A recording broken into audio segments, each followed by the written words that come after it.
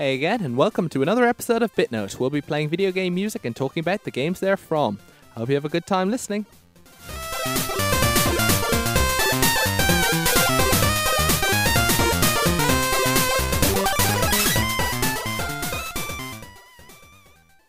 Alright, another episode of BitNote. So, what have I got planned for this show? Well, have a listen.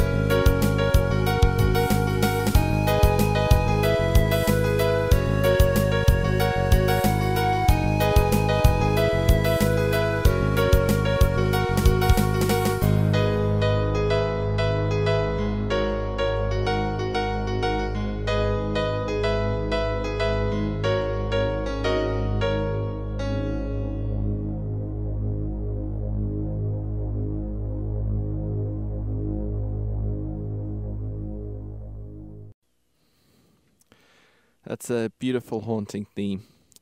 That is the intro theme to Streets of Rage, developed by Sega and with the music there from Yuzo Koshiro, one of the great chiptune music composers, probably defined a lot of the 16-bit music.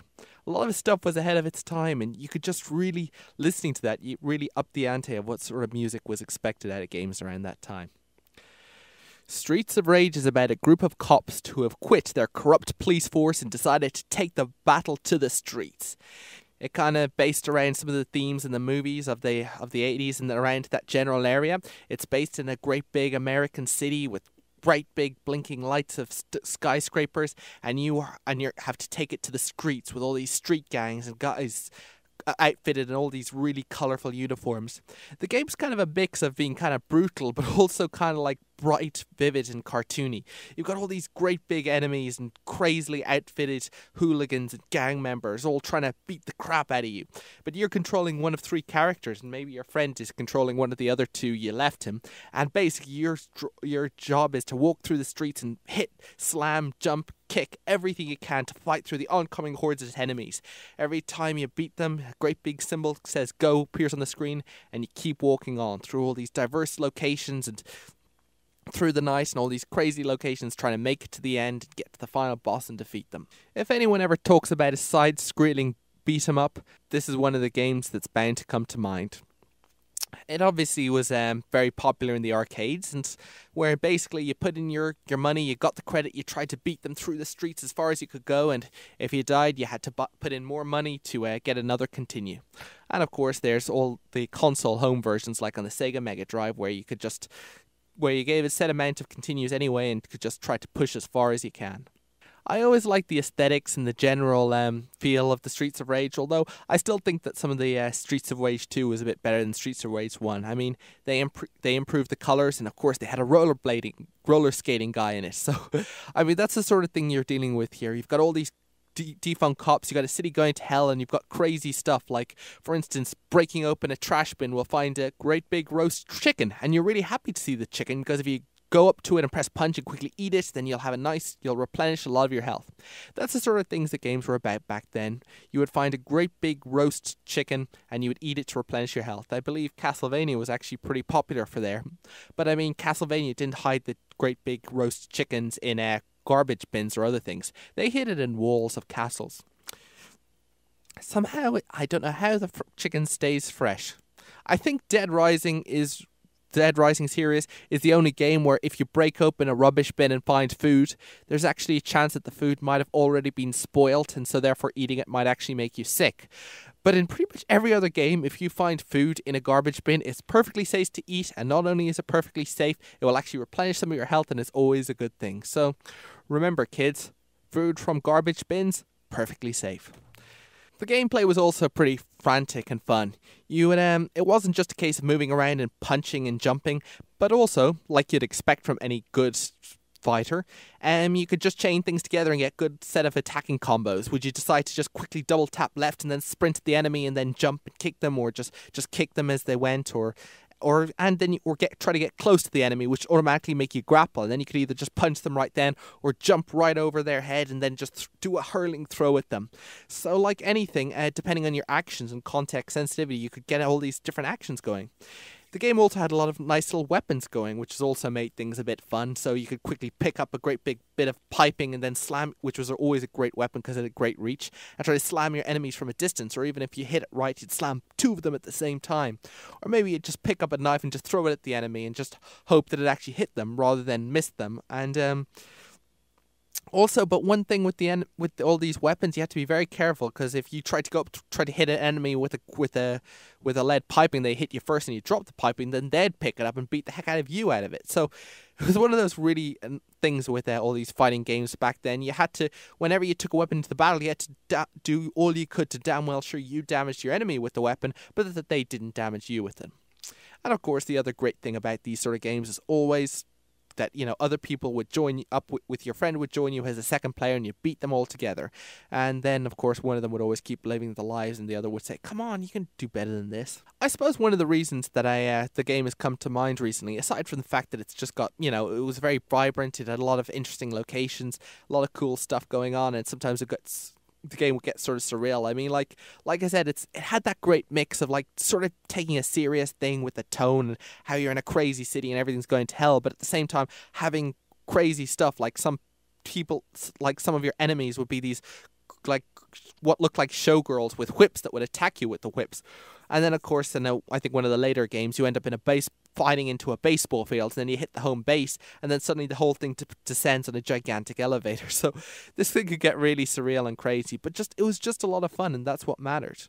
I certainly think that Streets of Rage is a very endearing series of games, and it's kind of pity it hasn't been quite as popular afterwards. But then we always have the original games, and Sega do tend to re-release a lot of their old games, and I believe this is even available on the iPad, so good times for all. I'll play one more piece from this game, the Stage 1 music.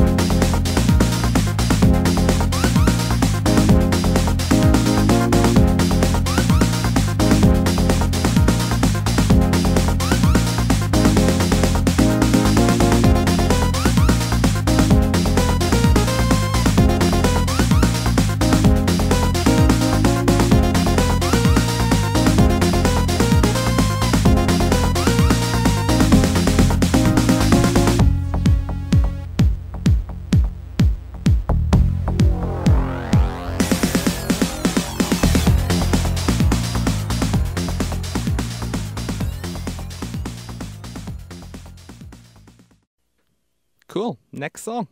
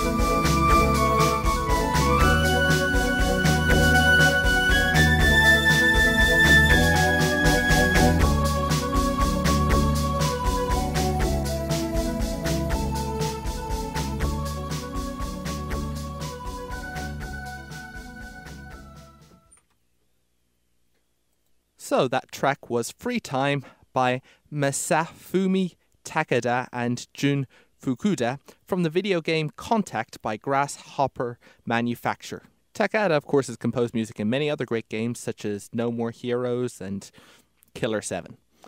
But let's move on to the actual game. Contact has a game with a very whimsical, nice storyline, a lot of nice ideas for gameplay. It's got beautiful music and very nice graphics. I have never finished it and never want to finish it. Yes, so why is this the case? This game starts pretty nice. You are a boy and then there's a scientist involved, and it's on the Nintendo DS. It was released round about the mid-noughties. And essentially the fun thing about the game is that, like, in one screen you've got a pixelated style with the professor and the dog, and in the bottom screen you've got this beautifully, gorgeously rendered style of the world as you make it through it and talk to people and everything. And here's the thing. You need to grind. Grinding is something that so many video games have, and yet so few get right. And boy, I mean, what is grinding? My friend, grinding is like this. In a lot of video games I grew up with, and especially with platformers, whether or not you got past point... by the way, this is somewhat biased to point, but then pretty much everything in this show is a biased account. Pretty much every game, it'd be about skill. If you could like run across a platform, jump before the door closed and get onto the next stage, then it was because you had the skill and the reactions to get through it. If there was an enemy and you were in a shooting game and you had to keep dodging the shots and keep returning that, if you passed it one time, if you didn't pass it at the beginning but passed it at the end, it was because you got good at it. You kept playing, you learned the patterns, you challenged yourself, and you got better. But some games, it's not about whether you get better at something. It's about whether It's about whether what your number and your statistics are. This is it in a lot of role-playing video games. You battle an enemy and you select your actions, and when you defeat them, you get experience. When you get experience points, you usually get upgrades so that you can attack more or defend more.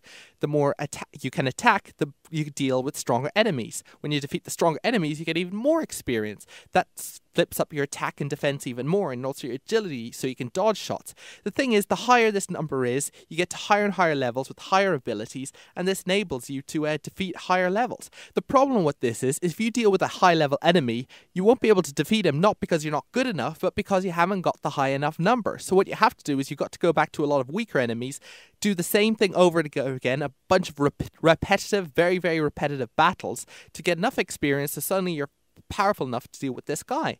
And if it's done well, it's great, because you have to make decisions over what the best way to do the battle is, who to fight, how to get strong enough enemies to increase your experience points, but not so much that you might get completely defeated by the enemy, and it can be done well. But with contact, what happens is you get a weapon, you go near an enemy, and automatically you take swipes at the enemy. And so then you just wait. You don't take strategic decisions or anything. You just have to wait until the enemy is defeated, or you realize you chose the wrong enemy, and just so much repetitious battle.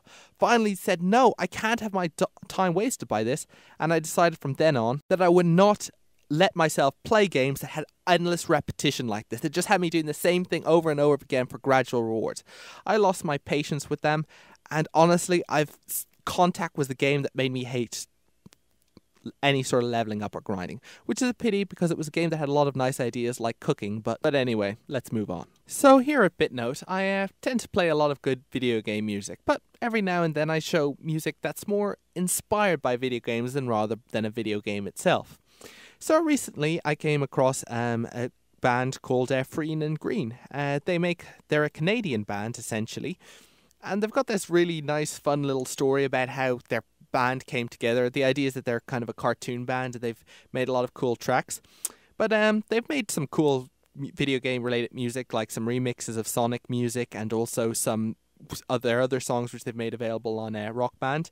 But it's actually some of their original music that I like a lot as well. Of course, if there's one thing I've expressed time and time again on this show, it's that video game music doesn't have a specific genre or a style. There's nothing that is in common with every type of video game music other than the fact it's all, music from video games. And so saying something is inspired by video game music doesn't really mean anything unless you're talking about the specific type of video game music it's inspired by. And in this case, it's inspired by a lot of the early 90s sort of like platformer musics, the ones that would have great big colorful worlds and you'd go off on a great big adventure, and each level would have some great big characteristics, styled in a certain way or qualities that make it unique from all the levels before and after it. And you'd be dealing with all these robots or villains that would just keep coming at you, and you'd defeat them and go on and on. I mean, to be honest, a lot of games are still like that, but there was something about in the early 90s sort of like platforming, bright colored video games where you just go on a great big adventure and fight level after level of monsters or enemies or whatever, and see all these great big sceneries and finally reach to the end and the final boss and defeat them and win the game.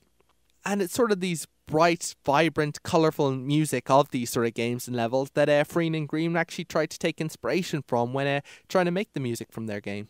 In fact, for a lot of such songs, they actually created this whole little story and level description for the game and each of the individual levels that these music would allegedly play in. So what I'm about to play in now is called Riptide Resort. And the description for this song is, or piece of music is, finally breaking free of the confines of Frontier Factory, our heroes wash up on a beautiful beach on a remote island. After relaxing a little and resting up for their long journey, they trek along the coast to plan their next move. After a while, they decide to head for the jungle. While exploring, they find out the wildlife isn't happy to have them there, and so the chase begins. Alligators, crocodiles, giant spiders, snakes. Run! Here's the track.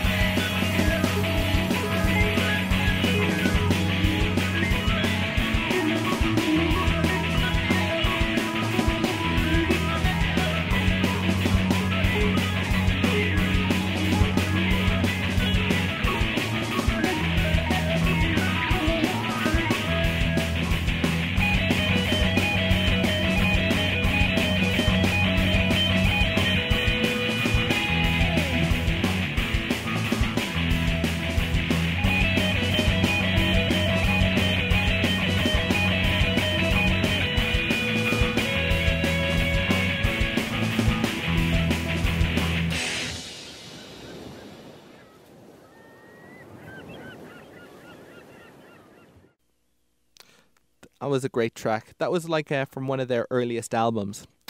But their first album contained a mix of various songs, and half of it was more that sort of video game inspired music, and the other half was other stuff that was varied and kind of a rock, sort of indie rock. I'm not really good with music genres, in case you haven't guessed by now. But their next album was called Pixelated Planet, and in case you haven't guessed, this was hugely inspired by video game music. But not only is this album intended to be like a whole soundtrack for a fictional video game, but they're actually trying to remove the fictional part to actually create a real video game that features this album as their soundtrack. So what seems to be is a band that's making music for fictional video games that don't exist is now actually working on defictionalizing one of the games for their Pixelated Planet music album. Now, Pixelated Planet, the music album, has actually been released. It's got a great selection of songs and everything, but the game hasn't been released yet. And I was trying to look up information for when it would be, but it seems it'll be a bit off. But that's completely normal in game development. These things often take longer. So, in any event, I think that the first level theme of first level or first track, depending whether you're talking about the upcoming video game or the actual album itself, is called Winter City. So I think it was time to play. I think I'll finish up the show by playing that track.